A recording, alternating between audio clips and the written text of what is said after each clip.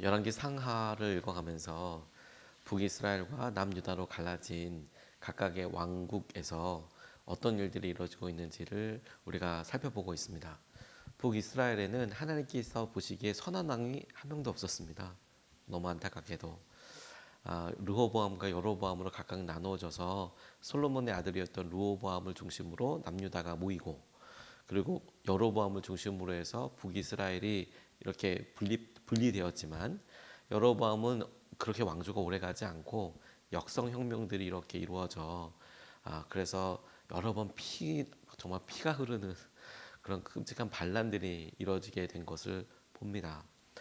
남유다에도 하나님께서 보시기에 선한 왕이 많이 나온 것은 아니지만, 그래도 하나님께서 다윗에게 하셨던 약속을 기억하여서 그들을 돌이키시고 그들에게 하나님께서 참 많은 기회를 주셨고, 반면에 북이스라엘에는 끊임없이 그들 가운데 있었던 이런 패역과 반역의 마음에 대하여 하나님께서 포기하지 않으셨다라는 증거가 선지자라고 싶고, 그 선지자 중에서도 대표적으로 우리가 엘리야, 엘리사, 아합의 시대부터 시작해서 그의 자녀들까지 이어지는 그 시기에 활동했던 때가 우리에게 참 큰 도전을 줍니다.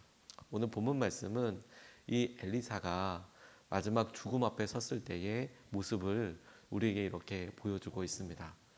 엘리사가 하나님께서 하신 놀라운 은혜대로 기사와 이적을 일으키고 절체절명의 순간 때에 이스라엘을 구원하고 이스라엘에 대한 메시지를 전했던 것을 우리가 떠올립니다. 이때 이스라엘은 북이스라엘입니다. 그런데 그에게도 마지막 날이 왔어요. 그에게도 인생의 마지막 날이 왔을 때 하나님께서 이 죽음과 마지막은 믿음의 한계가 아니라 오히려 믿음의 완성일 수 있겠다. 그래, 하나님께서 한 사람의 삶을 통해 이와 같은 일을 이루셨고 이렇게 하나님께서 쓰셨다라는 것을 고백하게 되고 보게 되고 발견하게 되는 순간이다라고도 싶은데, 그 마지막 순간에 하나님께서 엘리사를 통해서 하셨던 여러 일들 중에 참으로 독특한 일 한 가지를 오늘 본문 통해서 우리가 발견하게 됩니다. 이스라엘 왕이 엘리사를 만나서 엘리사가 이스라엘을 향하여 하나님께서 가지고 계셨던 마지막 축복이랄까, 보호하심이랄까, 기도랄까, 이런 것을 하는 장면에 오히려 엘리사를 바라보고 있는 이스라엘의 왕에게 믿음의 한계 같은 것이 이렇게 보여지게 된다라고 싶어요. 첫 번째로 우리 같이 붙잡고 싶은 것은 14절 말씀에 엘리사가 죽을 병이 들자 이스라엘 왕 여호아스가 그에게로 내려왔다. 그리고 그 앞에서 눈물을 흘리며 말하였다. 나의 아버지, 나의 아버지, 이스라엘의 병거와 마병이시여. 이렇게 이야기하는 장면입니다. 이스라엘 왕에게 엘리사가 아마도 선물과도 같이 지금 이렇게 기도해 주는 것이 아닌가 싶어요. 그런데 이 엘리사를 향하여 이스라엘 왕이 고백하는 내용을 보면 나의 아버지, 나의 아버지, 나이 차이도 분명히 있었을 거고, 그리고 그동안에 엘리사가 보여주었던 여러 하나님의 기사와 이적을 생각해 보면 그렇게 고백하는 것이 무리도 아니겠다라고 싶은 부분이 있습니다. 그리고 이스라엘의 병거여, 이스라엘의 마병이여, 그것이 엘리사를 얼마나 의지하였는지 뿐만 아니라 엘리사가 전쟁에서나 또 여러 사회적으로 어떤 영향력을 미쳐야 될 때 얼마나 중요한 통로였는지를 알게 하죠. 그는 정말로 엘리사를 그렇게 생각했을 수도 있겠다라고 싶습니다.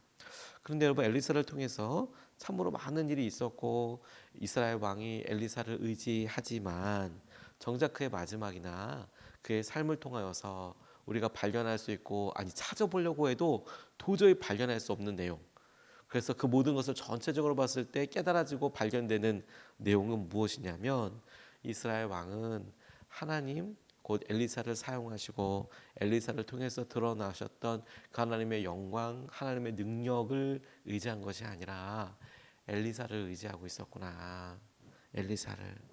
그는 하나님의 능력과 하나님을 바라보고 의지하는 것이 아니라 엘리사를 주목하고 엘리사에게 의지하고 있었구나라는 것을 보게 돼요. 그가 정말로 하나님을 믿고 의지하였다면 하나님께 엘리사에 대해 기도한다거나 혹은 엘리사의 아픔을 보고 하나님을 떠올린다거나 혹은 그의 삶을 통해 하나님께서 하실 수 있는 일을 생각하거나 이런 거는 전혀 없고 그의 아버지, 그의 조상 그리고 북이스라엘이 생겼던 여러 연원들 그런 일들처럼 이미 하나님께로부터는 멀어져 있고 하나님께서 그에게 말씀하시고 다가오시고 은혜와 혹은 구원의 통로가 되셨던 엘리사를 주목할 뿐 그에게 하나님께서 역사하시는 그 하나님을 그렇게 크게 보지 않고 의지하지 않고 있다라는 그 속마음을 이 한 주를 통해서도 알 수 있겠다고 싶어요. 그가 시리아 군대가 쳐들어왔을 때 눈이 보였다가 안 보였다가 했던 일을 그의 그 부모에 대해서 들었을 거예요. 그리고 그 듣고 나서도 그가 따르고 찾고 그 스스로도 봤을 거라고요. 그런 얘기들. 그런데도 그런 여러 일에서 나라를 지키고 하나님께서 하실 여러 일들을 보면서 그의 삶의 한계들을 명확하게 보는 것이죠. 근데 여러분 저는 오히려 거꾸로 이런 생각을 해보게 됐어요. 오히려 우리가 그래 우리는 사람이 이렇게 믿고 의지하면서 하나님을 봐야 해, 하나님을 의지해야 해 알고 있지만 오히려 하나님께서 쓰시는 사람, 하나님께서 쓰시는 일, 하나님께서 쓰시는 여러 교회 이런 일들을 의지하고 그런 외적인 모습과 능력에 오히려 더 주목하게 되는 그런 연약한 사람이구나. 이 이스라엘 왕 아하시아를 보고 그러니까 이 사람은 이래라고 그냥 정죄하는 게 아니라 우리가 이렇게 봤을 때 우리에게도 그런 연약함이 있겠구나. 그리고 오늘 적용해 볼 때는 이렇게 적용해 보면 좋겠다고 싶었어요. 그러니까 우리가 무엇을 조심해야 하는지도 자연스럽게 봐야 하는구나. 알아야 하는구나.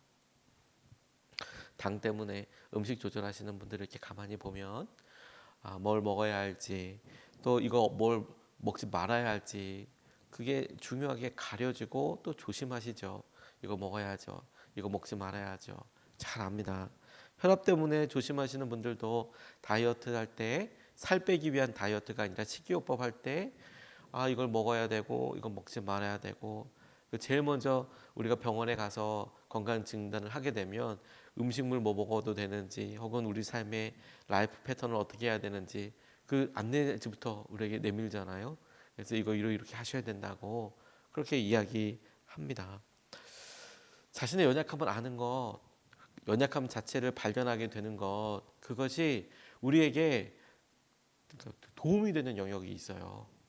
내가 연약하니까 그거 내가 조심해야 되는 거구나. 내가 그런 면이 있으니까 그 부분은 우리의 삶에서 주목하거나 이렇게 하지 않으면 넘어지기 마련이구나. 저는 아하시아의 모습을 보면서 아하시아가 오히려 강력하게 하나님을 의지하는 게 아니라 사람을 의지해 오히려 이런 모습을 명확하게 더 보일 수 있는 혹은 해석할 수 있는 부분이 많지만 그러지 않고 이렇게 그의 죽음의 때에 엘리사의 죽음을 안타까워하며 그의 마음속에 드러난 여러 일들을 통해 가만히 보면 우리 마음속에도 이렇게 하나님이 아니라 하나님이 쓰시는 사람, 하나님께서 하시는 일들 이런 일들에 눈이 가기 마련이니 오늘 조심해야겠구나. 우리는 오히려 우리의 연약한 모습을 알기 때문에 마치 우리가 염분이 높은 걸 피하고 그리고 뭐 어떤 것을 먹지 않는 것처럼 우리는 그러는 법이니 주님의 은혜를 더 사모해야겠다. 이게 첫 번째 우리 같이 좀 기도하고 싶은 것입니다. 두 번째로 이 아하시아 왕의 행동을 보면 그가 몰랐다고 해도 안타까운 모습을 보게 돼요. 그 안타까움이 어떤 모습입니까, 여러분? 오늘 16절에서 19절까지 말씀을 보면 선물처럼 엘리사가 하는 내용들이 있어요. 그렇게까지 이야기하니 이 아하시아를 대해서 엘리사가 이렇게 해보라고 이야기해요. 16절 말씀에 엘리사가 이스라엘 왕에게 말하였다. 활을 잡으십시오. 그가 활을 잡으니 엘리사가 그의 손 위에 자기의 손을 얹었다. 엘리사가 말하였다. 동쪽 창문을 여십시오. 왕이 창문을 열자 엘리사가 말하였다. 쏘십시오. 그가 활을 쏘자 엘리사가 말하였다. 주님의 승리의 화살입니다. 시리아를 이길 승리의 화살입니다. 임금님께서는 아벡에서 시리아를 쳐서 완전히 진멸하실 것입니다. 엘리사가 또 말하였다. 화살을 집으십시오. 왕이 화살을 집자 엘리사가 이스라엘 왕에게 말하였다. 땅을 치십시오. 왕이 3번을 치고는 그만두었다. 하나님의 사람이 그에게 화를 내며 말하였다. 임금님께서 대여섯 번을 치셨으면 시리아 군을 진멸할 때까지 쳐부술 수 있었을 터인데 고작 세 번입니까?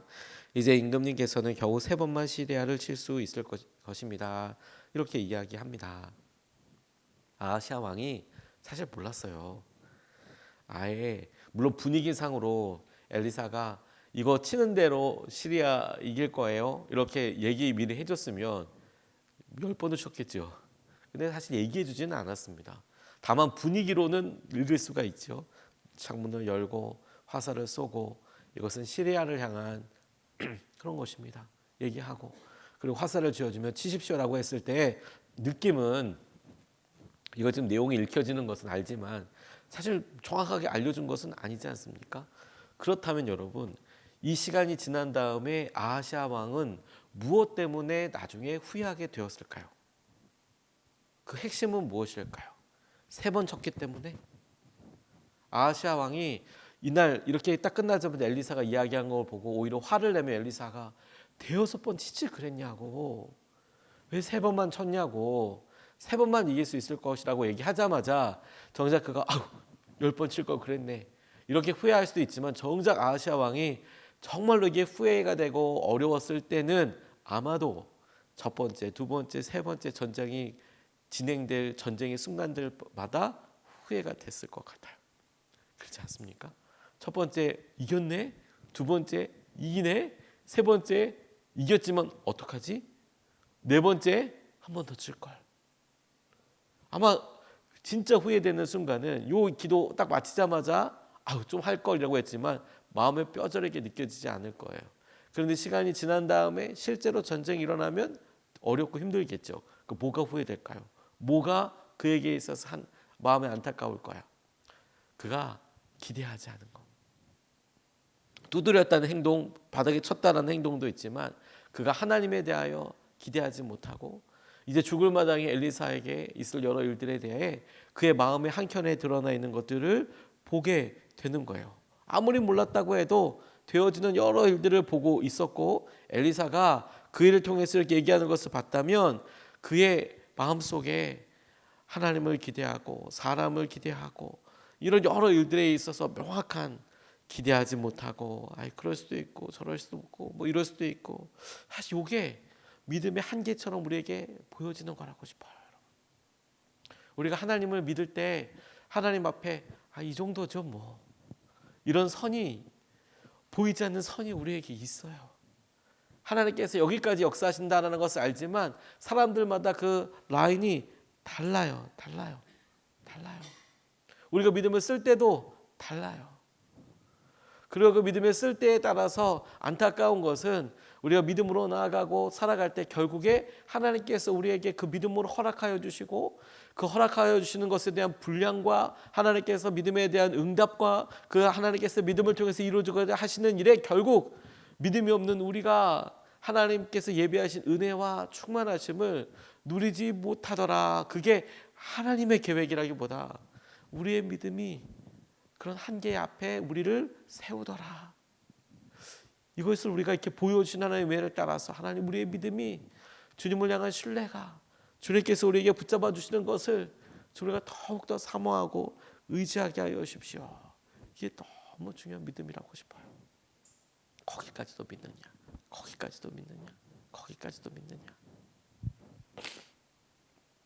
선물을 주는 사람에게 가장 큰 기쁨으로 대답할 수 있는 방법은 그 선물에 대한 가격을 다시 주는 게 결코 아니고 선물을 받았을 때 이 선물을 주는 사람에 대해 가장 기쁘게 해주고 가장 적합하고 가장 좋은 반응은 뭐냐면 참으로 기뻐하는 거죠. 너무 고맙다고. 그렇지 않습니까? 선물을 이렇게 애써 이렇게 했을 때 그 의미와 정성과 마음을 생각하고 이렇게 기뻐하는 것. 반대로 여러분 정말로 실망스럽게 하는 일은 뭔지 아십니까? 선물을 하찮게 여기는 거죠. 아무렇지도 않게 여기는 거죠. 아무렇지도 않게. 그것의 그것의 기쁨과 정성에 대해서 전혀 잘 모르는 것이죠. 하나님의 상황에서 생각해 보세요. 엘리사가 이렇게 봤을 때 대여섯 번 이겼으면 더 일곱 여덟 번 쳤으면 더 많이 쳤으면 시리아를 완전히 몰아낼 수 있을 거예요.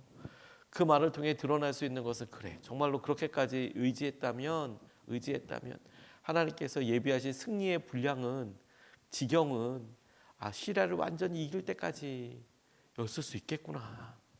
근데 그걸 기대하지 않는구나 우리가. 그것만큼의 것들을 하지 않는 거구나. 늘 우리에게 여러분 이것은 중요한 도전이 됩니다. 왜냐하면 여러분 안 해봤다기보다 해봤지만 실패했다고 생각하는 하나님께서 우리에게 주시는 것들에 대해서 이렇게 생각하는 영역들이 있기 때문 아니겠습니까? 근데 그게 바로 하나님과 우리 사이의 관계를 나타내는 우리 스스로의 사실 결정이에요.